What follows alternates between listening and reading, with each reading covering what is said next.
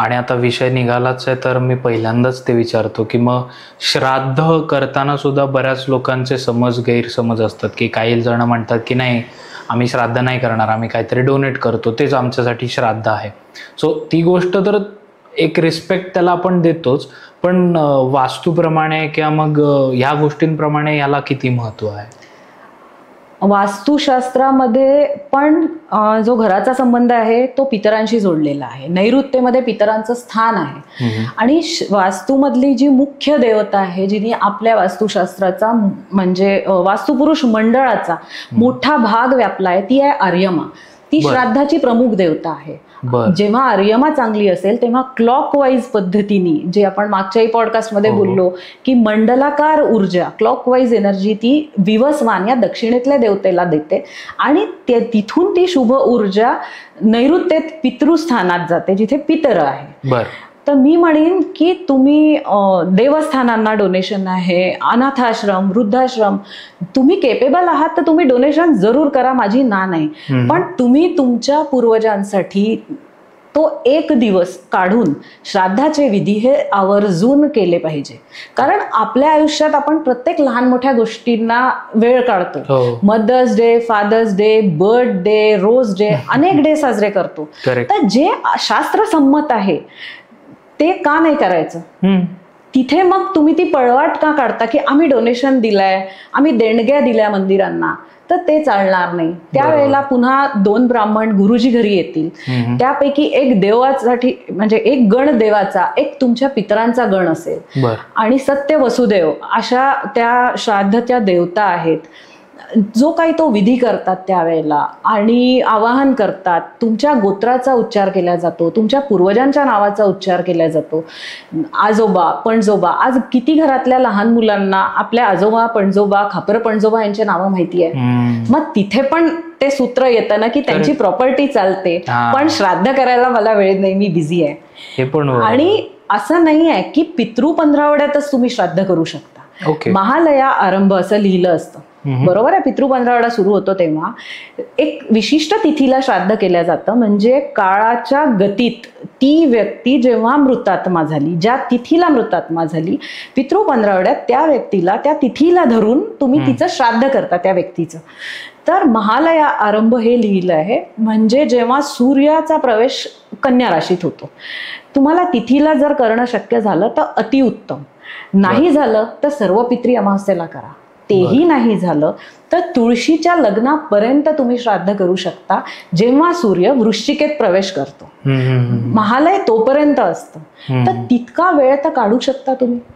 दुसरी गोष्ट, श्राद्धात अगदी सगळे सोपस्कार करून, पिंडदान करून, जसं मी म्हटलं गुरुजींना बोलवून तुम्हाला शक्य नाही झालंय, तर हे पण सांगितलंय की तुम्ही दह्यानी, नुसत्या भातानी, पाण्याने श्राद्ध करू शकता. तर मला नाही वाटत की आज गरीबातल्या गरीब माणसाची पण ही कुवत नाही आहे की ज्याला पाण्याने श्राद्ध करायची वेळ. हे लिहिले, आपलं शास्त्र इतकं हे आहे की त्याच्यात लिहिलेलं आहे, मॉडेस्ट आहे, म्हणजे की तुम्ही हात वर करून दक्षिण दिशेकडे तोंड करून आकाशात पाहून जर देवतांना आवाहन केलं, आपल्या पितरांना, की माझ्याकडे काहीच नाही आणि मी आज हे एवढंच करू शकतो, तरी ते आशीर्वाद देतात. अच्छा. आणि पिंड बनवायचे म्हणजे काय, तर शमीपत्रा इतका लहान पिंड जरी बनवला भाताचा तरी तो चालतो असं म्हटलंय. तर शमीपत्र एवढंच असतं आणि त्याचं फळ हे पृथ्वीप्रमाणे सांगितलंय. पृथ्वीत जेव्हा तुम्ही पेरणी करता, एक दाणा पेरता तर एक कणीस मिळतं. तर पिंडदानाचं हे फळ सांगितलेलं आहे.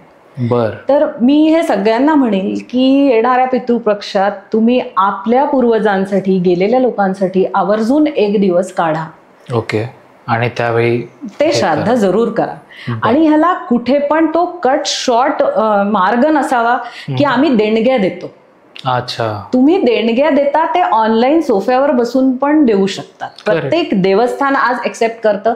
काय पेन्स तुम्ही त्याच्यात घेता, कुठे स्मरण असतं, वडिलांच्या नावाने मोठे मोठे आज स्मृती प्रित्यर्थ डोनेशन्स दिल्या जातात.